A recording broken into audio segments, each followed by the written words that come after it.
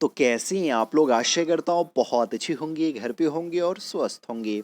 तो आज मैं ग्रामर सेक्शन का एक नया चैप्टर शुरू कर रहा हूँ जिसका नाम है नैरेशन, या फिर आप कह सकते हैं डायरेक्ट एंड इनडायरेक्ट स्पीच, या फिर डायरेक्ट एंड इनडायरेक्ट नैरेशन। बहुत सारे बच्चे शिकायत करते हैं कि सर नैरेशन समझ में नहीं आता है, नैरेशन सीखना बहुत ही मुश्किल काम है, नैरेशन बहुत टफ है। तो मैं आपको कह रहा हूँ इस वीडियो को अंत तक देखिए, आपको कभी भी ऐसा नहीं लगेगा कि नैरेशन सीखना बहुत ही मुश्किल काम है या फिर नैरेशन बहुत टफ है। जो आपके माइंड में एक बात अटक गई है कि नैरेशन बहुत ही टफ है, वो आज इस वीडियो में आपको मैं दूर कर दूंगा। बहुत ही आसान मेथड से मैं आपको समझाने की कोशिश करूंगा और आप समझ भी जाएंगे। तो चलिए वीडियो को शुरू करते हैं, लेकिन उससे पहले आपसे एक छोटा सा रिक्वेस्ट है कि अगर आप हमारे इस चैनल पे पहली बार आए हैं तो प्लीज़ चैनल को सब्सक्राइब कर लीजिए और वीडियो को अपने दोस्तों को ज़्यादा से ज़्यादा शेयर कीजिए। वीडियो अच्छा लगता हो तो लाइक करना मत भूलिएगा। तो चलिए सबसे पहले हम लोग जैसो ये जान लेते हैं कि आखिरकार नैरेशन है क्या। हालांकि अब बहुत सारे किताबों से नैरेशन जो है कि हेडिंग होता है उसको अब हटा दिया है। डायरेक्टली आप देखिएगा तो किताबों में जो चैप्टर का नाम शुरू होता है वो डायरेक्टली शुरू होता है डायरेक्ट एंड इनडायरेक्ट नैरेशन से, या फिर डायरेक्ट एंड इनडायरेक्ट स्पीच से शुरू होता है। लेकिन हम लोग को ये समझना बहुत ही ज़रूरी है कि नैरेशन आखिरकार कहते हैं किसे। तो चलिए हम लोग जो इसको समझने की कोशिश करते हैं। तो नैरेशन का डेफिनेशन कहता है any statement of any user is known as narration. बहुत ही सिंपल सा डेफिनेशन है कि किसी की कही गई बात को क्या कहते हैं हम लोग, नैरेशन कहते हैं। किस प्रकार से, जैसे अभी हम कह रहे हैं मैं आप लोग को पढ़ा रहा हूँ, ये क्या हो गया, नैरेशन हो गया। आप लोग वीडियो देख रहे हैं, अभी मैं बोल रहा हूँ आप लोग वीडियो देख रहे हैं, ये क्या हो गया, नैरेशन हो गया। तो किसी की कही गई बात को ही हम लोग क्या कहते हैं, नैरेशन कहते हैं। आप अपने साथी को कहेंगे मैं अभी अशरफ सर का वीडियो देख करके आया हूँ, वो क्या हो जाएगा, नैरेशन हो जाएगा। चलिए आगे हम लोग जो है सो जानते हैं एग्जाम्पल में। जैसे यहाँ पे है सीता सेड, सीता ने कही, ही वांट्स दिस बैट, वह इस बैट को चाहती है। जलाल said I eat a mango, मैं आम खाता हूँ, है कि नहीं। तो यहाँ पे देख रहे कि जलाल जो है सो कह रहा आई ईट ए मैंगो, ये जो है आई ईट ए मैंगो ये किसका सेंटेंस है, जलाल का। इसी को हम लोग क्या कहते हैं, नरेशन कहते हैं। तो किसी की कही गई बात को ही हम लोग क्या कहेंगे, नरेशन कहेंगे। अब चलिए नरेशन के हम लोग टैप्स को देख लेते हैं कि नरेशन कितने प्रकार के होते हैं। तो बात याद रखना, नरेशन दो प्रकार के होते हैं। कह सकते हैं पहला डायरेक्ट स्पीच या फिर नरेशन। अब मॉडर्न इंग्लिश ग्रामर में नरेशन वर्ड का ज़्यादा यूज़ होता है, पहले जो है वो स्पीच का ज़्यादा यूज़ होता था। और दूसरा है इनडायरेक्ट स्पीच या फिर नरेशन। तो चलिए सबसे पहले हम लोग डायरेक्ट नरेशन को समझते हैं। डायरेक्ट और इनडायरेक्ट में ही ये पूरा चैप्टर ख़त्म होने वाला है। तो चलिए डायरेक्ट नरेशन के डिफिनीसन को देख लेते हैं। डिफिनेशन डिफिनेशन कह रहा है any statement of any user is said as it is called direct narration. किसी की कही गई बात को हू बहू कह देना डायरेक्ट नरेशन या डायरेक्ट स्पीच कहलाता है। एग्जाम्पल तौर पे समझिए, एक राम है और एक जो है सो श्याम है। तो राम श्याम से कहता है, क्या कहता है, आई एम वेटिंग, है ना, आई एम वेटिंग। अब ये बात जो है सो कौन सुना, श्याम सुना, है ना, किसकी बात, राम की बात। अब ये श्याम आता है मोहन के पास, है कि नहीं, मोहन के पास।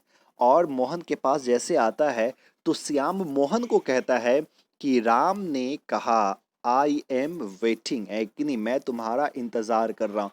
तो अगर ये श्याम जो है सो मोहन से इस प्रकार कहता है Ram said I am waiting, तो देखिए ये आई एम वेटिंग जो था वो राम की बात थी, और ये श्याम ने सोहन को कहा लेकिन उसी के शब्दों में कहा, कुछ भी परिवर्तन नहीं किया। तो ये मेरा डायरेक्ट नरेशन कहलाएगा। जब आप कुछ भी नहीं बदलते हैं, जो श्याम कहता है, जो स्पीकर कहता है, उसी की बात को आप रख देते हैं किसी के सामने में, तो वो मेरा डायरेक्ट नरेशन कहलाएगा। तो सिंपल सी बात, किसी की कही गई बात को हू बहू कह देना, उसमें कुछ परिवर्तन ना करना, डायरेक्ट नरेशन कहलाएगा या डायरेक्ट स्पीच कहलाएगा। एक और एग्जाम्पल देख लीजिए, she says he will dance, ये ही विल डांस जो है वो किसकी बात है, शी की बात है। Javed said to me I can do this, Javed ने कहा, जावेद ने मुझसे कहा मैं यह कर सकता हूँ, है कि नहीं। अब ये जावेद कहा, मुझसे कहा, मैं गया किसी और के पास, तो मैं जावेद की बात हूँ बहू उसको कहा, वही मेरा क्या हो जाएगा, डायरेक्ट नरेशन हो जाएगा या डायरेक्ट स्पीच हो जाएगा। अब चलिए इन डायरेक्ट नरेशन को हम लोग समझते हैं। तो इनडायरेक्ट नरेशन का डेफिनेशन कह रहा है any statement of any user is not said as it is called indirect speech या इनडायरेक्ट नरेशन। यानी कि किसी की कही गई बात को हू बहू ना कहना, है ना, किसी की कही गई बात को हू बहू ना कहना, उसमें कुछ परिवर्तन करके कहना इनडायरेक्ट नरेशन कहलाता है। अब किस तरह से, थोड़ा सा समझिएगा। जैसे कि एक बंदा है राम है कि नहीं, राम है, अभी मैं कुछ ऊपर ही बताया था, और दूसरा कौन है, श्याम, और तीसरा जो है मोहन है ना, तीसरा मोहन है। तो अभी राम जो है सो श्याम से कहा था आई एम वेटिंग, है ना, आई एम वेटिंग, मैं तुम्हारा इंतज़ार कर रहा हूँ, आई एम वेटिंग, मैं इंतज़ार कर रहा हूँ। अब यहाँ पे देखिए श्याम आएगा और कहेगा किससे, मोहन से। तो देखिए श्याम जो है ना, ये राम के बात को ही कहेगा, लेकिन उस बात में कुछ तब्दीली करके कहेगा, है कि नहीं। अब राम की बात को हू बहू नहीं कहेगा, बल्कि अपने तरफ से कुछ जोड़ देगा, कुछ मिला देगा। किस प्रकार से, यहाँ पे देखिए, Ram said that he was waiting. अब यहाँ पे देखिए राम ने कहा वह इंतजार कर रहा था। तो ये जो श्याम अभी मोहन को जो बात कह रहा है, वो किसकी बात कह रहा है, राम की ही बात कह रहा है, लेकिन अब कुछ अपने तरफ से जोड़ दिया है। राम क्या कहा था, आई एम वेटिंग, लेकिन यहाँ पे अब श्याम अपने तरफ से क्या जोड़ दिया, यहाँ पे दैट लगा दिया है। अब आई को यहाँ पे ही कर दिया है, इज को वास कर दिया, वेटिंग का तो वेटिंग ही है। तो देखिए अपनी तरफ से कुछ तब्दीली कर दिया है, कुछ बदल दिया है, लेकिन बात है राम की ही। तो यहाँ पे सिंपल सी बात है, इनडायरेक्ट नरेशन में किसी की कही गई बात को, बात तो उसी की रहेगी, लेकिन उसमें कुछ परिवर्तन हो जाएगा। किसी की कही बात को हूबहू ना कहना, उसमें कुछ परिवर्तन कहना इनडायरेक्ट नरेशन कहलाता है। तो ये आप लोग डायरेक्ट और इनडायरेक्ट को उम्मीद करता हूँ बहुत ही अच्छे से जो है सो समझ गए होंगे। एक और एग्जाम्पल से समझिए। अब जैसे कि किसी बंदा को पटना से कहाँ पहुँचना है, मुंबई, है कि नहीं, पटना से जो है सो मुंबई पहुँचना है। तो अब यहाँ पे देखिए प्लेन उड़ती है पटना से, है कि नहीं, पटना से अगर प्लेन उड़ती है कहाँ, मुंबई। तो देखिए एक होता है डायरेक्ट, है कि नहीं, और एक होता है इनडायरेक्ट, है कि नहीं। तो अब वहाँ पे देखिए अगर पटना से प्लेन उड़ी और मुंबई डायरेक्टली पहुँचती है कि नहीं, कहीं पे रुकती नहीं है, तो उसी को हम लोग क्या कहते हैं, डायरेक्ट नरेशन, है कि नहीं। यानी किसी की कही गई बात को वैसा ही कह दीजिए।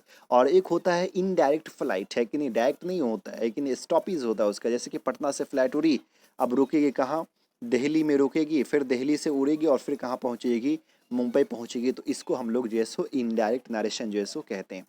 अब चलिए इसमें कुछ बातें जानने योग्य है, जिस बात को आपको समझना बहुत ही ज़रूरी है। उसके बाद हम लोग जो है सो रूल्स पे आएंगे।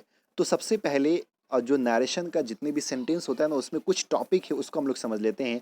तो एक टॉपिक आता है, क्या चीज़, रिपोर्टेड सेंटेंस या रिपोर्टेड स्पीच।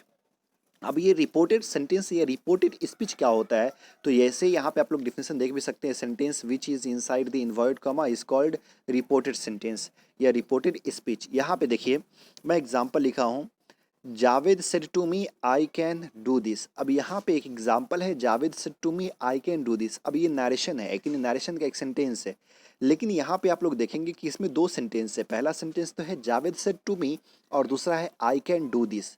तो ये जो दो सेंटेंस है, तो यहाँ पे बात याद रखना है, जो सेंटेंस इन्वर्टेड कॉमा के अंदर होता है, जैसे यहाँ पे देख पा रहे होंगे आप लोग, आई कैन डू दिस है, तो जो सेंटेंस इन्वर्टेड कॉमा के अंदर होगा उसको हम लोग रिपोर्टेड सेंटेंस या फिर स्पीच कहते हैं। ये बातें आप लोग को याद रखना, भूलना नहीं है, क्योंकि जितने भी रूल्स हैं ना, सब में यही चीज़ें आने वाली है।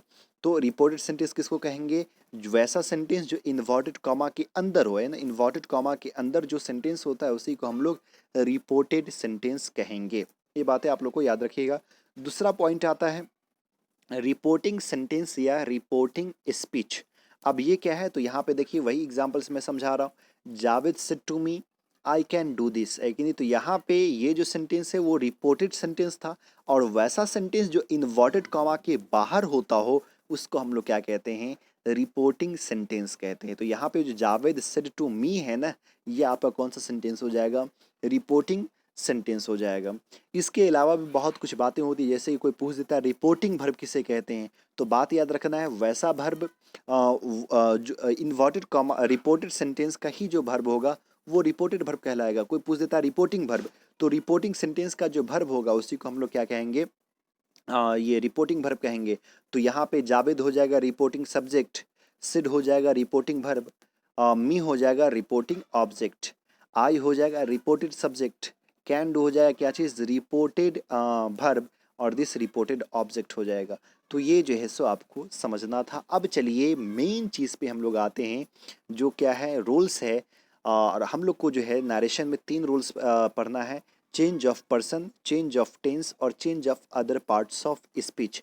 ये 3 रूल्स को आप लोग को जो जानना है कि चेंज ऑफ पर्सन क्या होता है, चेंज ऑफ टेंस क्या होता है और change of other parts of speech क्या होता है। देखिए पूरा नरेशन जो है सो इसी में ख़त्म है, change of person, change of tense, change of other parts of speech में। अगर ये तीनों रूल आप समझ लेते हैं तो नरेशन समझिए, नरेशन का बेड़ा पार हो चुका है, फिर नरेशन में कोई दिक्कत होने वाली नहीं है। तो इस वीडियो में यहीं तक, अगला पार्ट जो आएगा जो पार्ट 2 होगा उसमें हम लोग इस तीनों रूल्स को समझने की कोशिश करेंगे कि चेंज ऑफ टेंस क्या है, चेंज ऑफ पर्सन क्या है, change of other parts of speech क्या है। तो इंतज़ार कीजिए अगले पार्ट का, फिर मिलते हैं अगले वीडियो में, तब तक के लिए बाय।